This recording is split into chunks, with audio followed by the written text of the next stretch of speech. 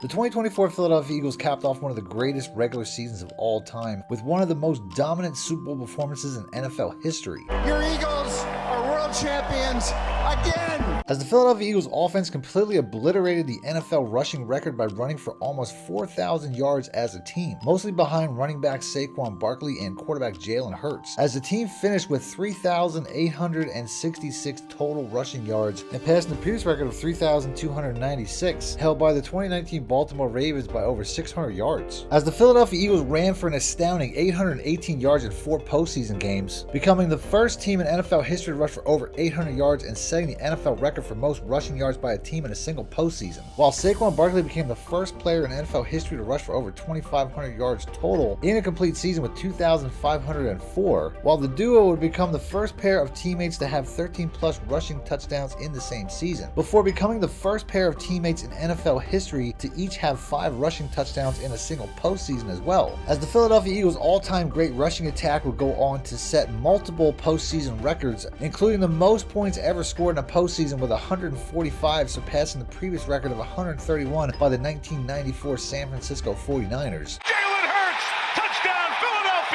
Having their best offensive performance when it mattered most in the conference championship game, when they rushed for 7 touchdowns against the division rival Washington Commanders, on their way to scoring 55 points, which is an NFL record for most points scored in a conference championship game, while also having over 200 yards rushing, 200 yards passing, and 0 turnovers, which had never been done in a single NFL game in its over 100-year history, leaving no doubt that this Eagles team was easily the best rushing football team of all time. But the Eagles offense might not have even been the most dominant unit on the team, as the team's best unit might have been its defense.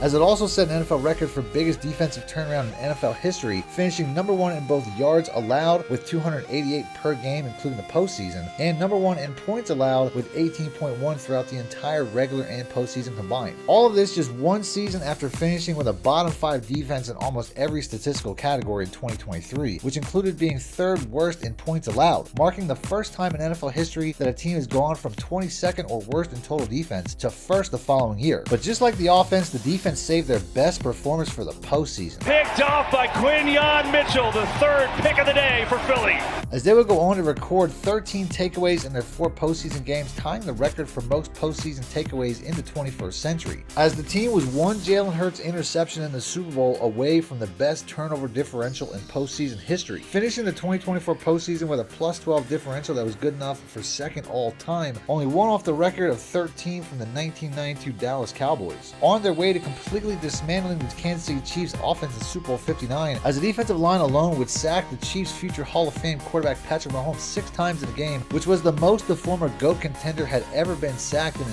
NFL game in his entire career. And it was also the 2nd most sacks in a game in Super Bowl history, as they did this all without sending a single blitz the entire night. Blitz rate 0%, pressure rate 38. Holy, as they literally had a 0% blitz rate throughout the entire game, which had only happened 4 times since Next Gen Stats started tracking this in 2016, ultimately holding Patrick Mahomes to only a 2.36 yards per attempt in the first half, to become the 2nd quarterback to have fewer than 3 yards per attempt in the first half of a Super Bowl since Kerry Collins threw for just 2.9 yards per attempt against the 2000 Raven defense that many consider to be the greatest single-season defense of all time, as the Kansas City Chiefs only had 23 total yards and 20 net yards passing in the first half of the Super Bowl against the Eagles in Super Bowl 59, with the only team to ever have less yards at halftime being the 1985 Patriots, as the 85 Patriots were also playing against a team that is considered to be maybe the greatest single-season defense of all time in the 1985 Bears, as the Eagles also joined the 1985 Bears run defense, becoming just the 2nd team in Super Bowl history to not allow a running back on the opposing team to gain double-digit rushing yards. The Eagles' 24-0 lead at halftime was also the largest shutout halftime lead in Super Bowl history, and their 34-0 14-0 lead late in the third quarter stands as the largest lead in Super Bowl history before the opposing team could score, as the Chiefs were not even able to cross midfield into the Eagles' territory until there was 2 minutes and 30 seconds left in the third quarter of the game. And they're finally in Eagles territory. Approaching the biggest blowout victory in Super Bowl history before the Eagles would put in their backups and the Chiefs would score 22 points in garbage time. He's got it. Wow. In a performance that was so dominant that it had many professional sports analysts comparing it to a team that had become widely considered the best single-season team in NFL history. But the Philadelphia Eagles were not playing against the 1985 Patriots, who finished that season 11-5 and third in their own division. They were playing against the number 1 seed Kansas City Chiefs, who only lost 1 game all year to the Buffalo Bills, who they later beat in the rematch in the AFC Championship game, and were trying to become the first team in the Super Bowl era to win 3 straight championships. They weren't playing against head coach Raymond Berry either, who took his team to the Super Bowl just once that season in 1985 and had a career coaching record of 51-41 with a win percentage of only 55%. They were playing against head coach Andy Reid, who has taken his teams to the second most Super Bowls in NFL history with 6, only behind Bill Belichick, winning 3 of them, and is only one of 4 coaches in NFL history to have over 300 career wins, which includes being the only coach in NFL history with over 100 wins with 2 different franchises, with a win percentage of almost 65%. They weren't playing against quarterback Tony Eason either, who was never even the full-time starter in his entire career in New England, and he played so poorly that he was literally benched in the second quarter, becoming the only quarterback in Super Bowl history to not complete a pass after starting the game, while only starting 51 career games, finishing with a career record of 28-23, and never earning as much as a Pro Bowl in 8 seasons. They were playing against Patrick Mahomes, who was the youngest quarterback in NFL history to win Super Bowl MVP at just 24 years of age, winning 3 Super Bowls at the time of this recording, with 3 Super Bowl MVPs, 2 league MVPs, and 6 Pro Bowls in the same 8 seasons so far. Yeah, just know that the Kansas City Chiefs are never underdogs. And the Philadelphia Eagles beat him in the Super Bowl so badly that they literally ended the GOAT debate forever. Is the GOAT debate officially over? It's officially over. There's nothing to talk about. It's officially. Tony Eason also wasn't throwing the ball to anyone even close to the level of Travis Kelce either, who is literally the all-time receptions leader in playoff history with 178 and in Super Bowl history with 35, both passing the all-time great legend in NFL history in Jerry Rice. As the Eagles were able to hold Travis Kelce just 4 catches, which is the lowest he's ever had in a playoff game and the fewest he's ever had in a Super Bowl as well. But if the Chiefs had won Super Bowl 59 and completed the three-peat, the narrative would have been that all 3 of them were the greatest at their positions of all time, and that this is one of the greatest teams of all time. Will this 2024 Chiefs team go down as the best team ever with a Super Bowl win?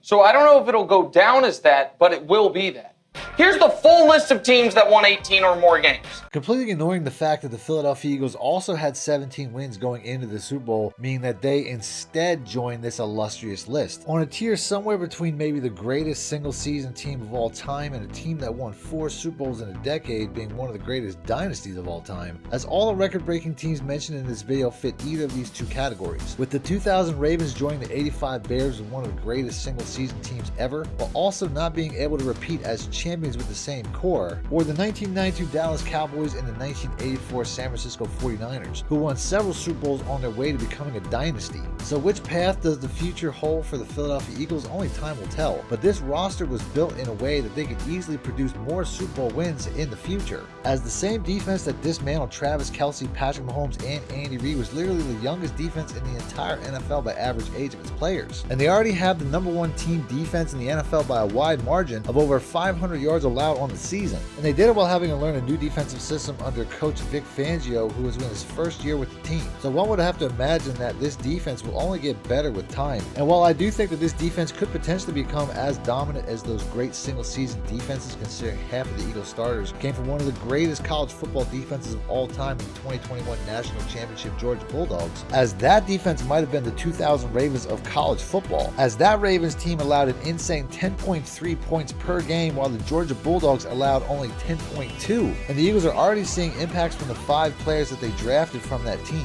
as Nakobe turned into one of the best playmaking linebackers in the NFL, finishing 12th in the league in solo tackles and was tied for 6th in the league in fumble recoveries, while also adding 3 sacks and a game-winning interception against the Jacksonville Jaguars in Week 9, before his season-ending injury in the wild card of the playoffs. While fellow linebacker Nolan Smith turned into one of the best edge rushers in the NFL over the course of the season, having 9.5 sacks since Week 6, with only 7 players in the entire NFL having more sacks, and all of them are considered elite pass rushers, before rising to the moment in the playoffs getting 4 sacks in 3 games to already become the Eagles' franchise leader in the postseason in sacks at just 24 years old. And Jalen Carter turned into one of the most unstoppable forces in the entire NFL, as Jalen would have the second most pressures of any defensive tackle in the entire league behind only Chris Jones, while earning second-team All-Pro, having his biggest performance in the divisional playoff round getting 2 sacks, which included a game-saving sack while the Rams were driving late in the game for the go-ahead score that turned a 3rd and 3 into a 4th and 11 before getting another pressure on the very next play that forced an errant throw out of bounds to end the game,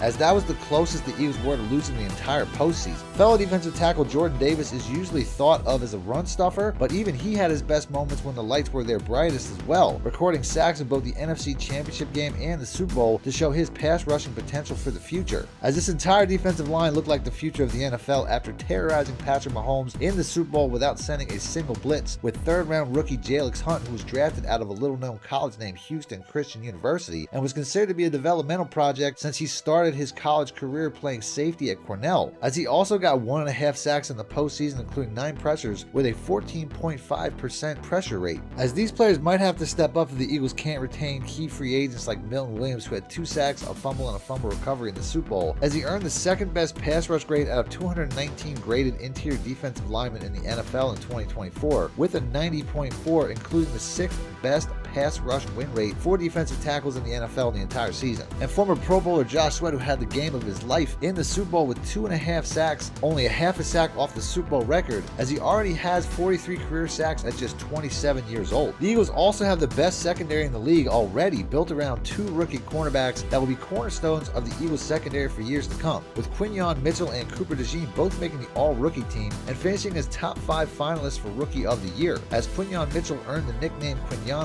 for his lockdown performances against the league's best receivers, and having his best performances in the playoffs, as he got the first 2 interceptions of his career to end the games against Green Bay and Washington, while also only allowing 5 catches for only 24 yards while allowing a 2.8 passer rating all postseason. But Cooper Dejean might have had the biggest impact, as he would get inserted into the starting lineup during the bye week after an injury delayed him in camp. He's pile-driven by the rookie Cooper Dejean, in a move that would solidify the entire defense. They would go from allowing 237 yards per game through the first 4 weeks to only allowing 154 yards per game the rest of the year. And the Eagles will only lose 1 more game the rest of the season than the game that their starting quarterback was knocked out in the first quarter with a concussion, as Cooper Dejean would not allow a single touchdown the entire 2024 season on 73 targets, meaning that he literally scored more touchdowns than he allowed when he intercepted Patrick Mahomes in the Super Bowl, finishing the year as the highest rated cornerback in the entire NFL by Pro Football Focus with an 86.3 grade, which was higher than the Defensive Player of the Year in Patrick Surtain. They also have one of the best safety tandems in the league, with Reid, Blankenship, and Chauncey Gardner Johnson both being in the top 10 in the league in interceptions, with 10 combined picks in the 2024 season. C.J. Gardner Johnson, and a house call!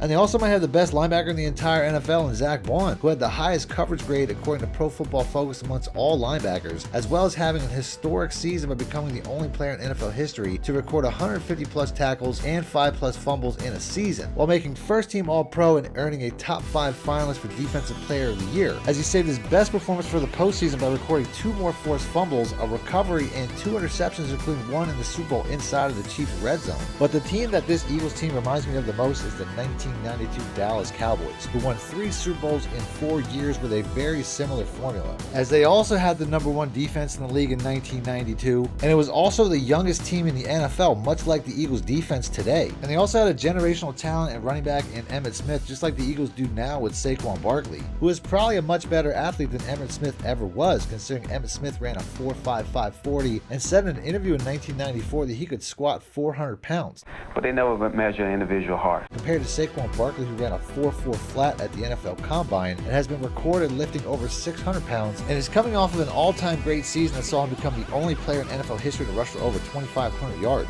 But the real key to their team's success was the fact that they were both running behind one of the biggest and best offensive lines in NFL history, as the Great Wall of Dallas was is known for their massive size of their linemen, with guys like Nate Newton, Larry Allen, Kevin Gogan, and Eric Williams all weighing more than 325 pounds, which was massive for an NFL player back in the 1990s. But the Philadelphia Eagles' current linemen would dwarf them in size, as they literally have the largest line in NFL history by combined weight of its starters, with Jordan Mailata and Mekhi Becton alone weighing over 350 pounds and guard Landon Dickerson weighing over 330 pounds, as all 5 of the Eagles' starting linemen received at least 1 vote for the All-Pro team, and 4 out of the 5 earned some sort of All-Pro or Pro Bowl accolade last season. The Eagles also have a physically dominant receiver, much like Michael Irvin, that can't be covered one-on-one by any cornerback in the league, as we saw A.J. Brown make Trent McDuffie look like his little brother in Super Bowl 59 on multiple occasions. Certainly not afraid of Brown on the All-Pro McDuffie. But even the Dallas Cowboys didn't have a receiver opposite him as good as Devonta Smith, who has literally done it all, winning every college football award imaginable, including the Heisman Trophy, while winning at every level, including the national championship twice and Super Bowl 59, becoming just the 5th player ever to accomplish all 3 of these in his career. As Devonta Smith will go down as one of the most clutch receivers in football history when it's all said and done, as he already has scored a touchdown in the Super Bowl, the national championship game, the SEC championship game, the Rose Bowl, the Orange Bowl, and the Iron Bowl.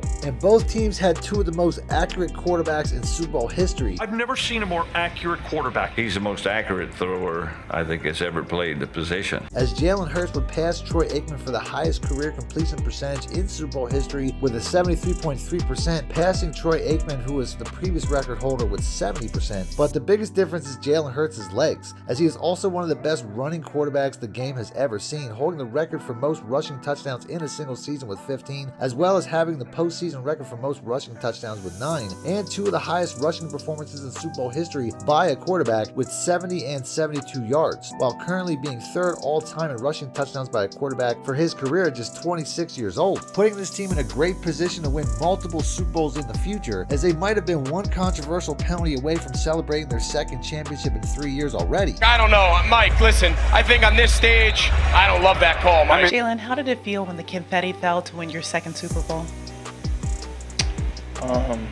Should be 2nd. So let me and everyone know in the comments section what you guys think the future holds for this Philadelphia Eagles team. Are they more likely to go down as a great single season team, or is this the start of the next great NFL dynasty? Thanks for watching.